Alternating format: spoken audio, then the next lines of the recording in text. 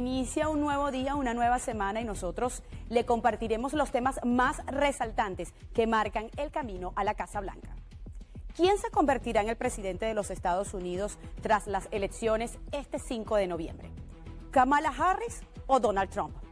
La gran mayoría piensan y dicen que el candidato que gane más votos será el presidente. Pero en Estados Unidos no siempre es así. Entonces, ¿cómo se decide quién jurará como presidente de la democracia más poderosa del planeta el próximo 20 de enero? En Estados Unidos es posible ser presidente sin ganar el voto popular. El sistema del colegio electoral es único en el mundo y trata de igualar la representatividad entre estados del norte y el sur. Su origen viene y data de disputas por esclavitud y hoy, para muchos, resulta ser anticuado. Un sistema en el que, más que los electores, los delegados son los que tienen la última palabra. Le explicamos. Empecemos por detallar que la elección de los Estados Unidos es indirecta. Es decir, que el presidente y el vicepresidente no son elegidos por el voto ciudadano. Estados Unidos fue la primera democracia liberal del mundo contemporáneo. 237 años después, la elección del presidente mantiene la idea inicial de los padres fundadores. Una metodología única en el mundo que para muchos es un sistema que ha quedado desfasado respecto a otras democracias occidentales. Conociendo esto, los millones de estadounidenses registrados para votar elegirán su presidente a través del llamado colegio electoral. El colegio electoral en Estados Unidos es un proceso, es un sistema, no es un lugar, que incluye selección de electores, reunión de los electores que votan por el presidente y vicepresidente y contar los votos por los electores por parte del Congreso. Este organismo está conformado por 538 exactamente electores o delegados provenientes de todos los estados, más Washington, D.C. Los residentes en Puerto Rico y Guiana no votan en las elecciones presidenciales y por lo tanto no tienen representación en el colegio electoral. ¿Y quiénes son estos electores? Son ciudadanos elegidos por los partidos políticos y ahora el número de electores de cada estado que es proporcional al tamaño de la población. Y cada estado tiene tantos electores como miembros del Congreso, o sea, los senadores, miembros de la Cámara de Representantes.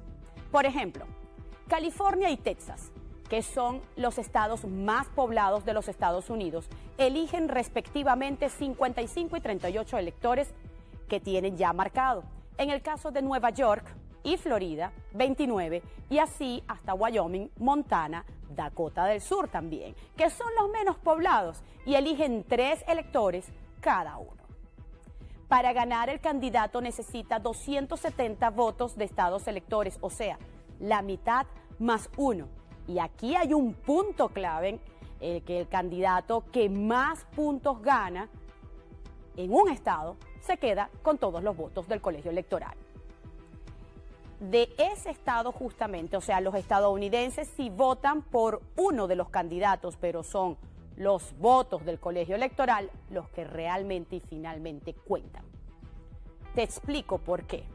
Esto es tan importante, pero antes hay que aclarar que la democracia más poderosa del mundo empleada en su sistema electoral es algo que mantiene confuso a mucha gente. Y su origen se remonta a finales del siglo XVIII, cuando se fundó los Estados Unidos. En esa época, una campaña electoral era prácticamente imposible, dado el tamaño del país. Y unos medios de transporte, pues, no tantos distintos, unos tantos, mejor dicho, a los que tenemos hoy.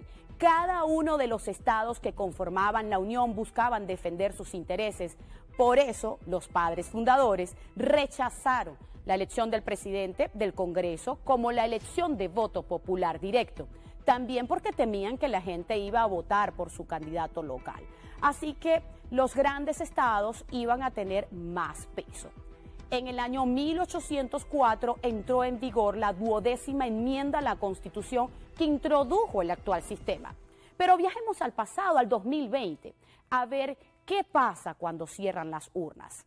Tal como les contaba anteriormente, en la mayoría de los estados, el candidato que gana el 50% más uno del voto popular en ese estado se lleva los votos de todos los electores. Por ejemplo, si les hago un recuento rápidamente, en el 2016, las elecciones, Trump obtuvo en Michigan unos 10,000 votos más que Hillary Clinton, pero eso le permitió llevarse todos los 16 electores de ese estado. Ojo, hay dos excepciones, Maine y Nebraska. Por ejemplo, dividen sus votos electorales en función de la proporción de votos de cada candidato. Obtenga lo que tenga, pero son estados pequeños con pocos votos electorales. Hay algunos estados que fielmente le dan su voto a un partido u otro, digamos que está asegurado para uno u otro bando. Por ejemplo, Texas vota mayoritariamente por los candidatos republicanos desde los años 80, mientras que California ha votado por los candidatos demócratas desde el año 1992. En el caso de Nueva York, que también es azul o demócrata desde el 88. Pero hay otros estados, como por ejemplo Florida, votó 2 veces por Bush, 2 veces por Obama y luego por Trump, que son considerados indecisos y donde es difícil predecir quién ganará finalizado ya todo este recuento. Por esta razón, durante la campaña electoral, los candidatos concentran todos sus esfuerzos en esos estados que pueden voltear a un lado u otro de aquí en adelante el resultado de las elecciones. Estos estados se llaman péndulos, así que ganar electores allí se vuelve decisivo a la hora de definir el ganador de las elecciones. A unas semanas que después se decida, se conoce quién es electo, el presidente de los miembros del colegio electoral se reúnen y votan también por el candidato que más votos obtuvo en su estado. Técnicamente, los electores no están en la obligación de votar por el candidato ganador en su estado, pero los más de 230 años de historia de los Estados Unidos se han visto muy pocos casos de delegados y disidentes y nunca fueron decisivos. Por cierto, un dato histórico, el candidato que más electores ganó en la historia de las elecciones de los Estados Unidos fue Ronald Reagan, quien en 1984 logró 525 votos. Ahora, ¿qué pasa si ninguno de los candidatos logra la mitad más uno de electores? O sea, esa cifra mágica de 270, que es una opción remota, pero es un escenario posible y que puede pasar. En ese caso, los 435 congresistas de la Cámara elegirán al presidente y los 100 senadores elegirán su vicepresidente. Pero esto ocurrió una sola vez en la historia y fue en 1824. Así que hay que tener en cuenta que el 3 de noviembre también se vota por la renovación de la totalidad de la Cámara de Representantes y por 1/3 de los 100 escaños que tiene el Senado. Lo cierto es que en los últimos años este sistema electoral ha recibido duras críticas. Hay quienes lo consideran injusto porque aseguran que no refleja la voluntad popular. Ejemplo, en las elecciones del 2016, cuando Hillary Clinton obtuvo 3 millones de votos más que Donald Trump, pero fue Trump quien se quedó en la Casa Blanca, porque obtuvo más delegados. Lo mismo pasó en el año 2000 entre Al Gore y George Bush y en otras 3 ocasiones en el siglo XIX. Ahora, ¿cómo cambiar el colegio electoral? El proceso del colegio electoral está establecido en la Constitución de los Estados Unidos. Se necesitaría una enmienda constitucional para cambiarlo. Sin embargo, el proceso del colegio electoral está establecido en la Constitución y cambiarlo sería un proceso legislativo muy largo y engorroso que involucra tanto a Congreso como a todos los estados. Y no se ve que se acerque ese día.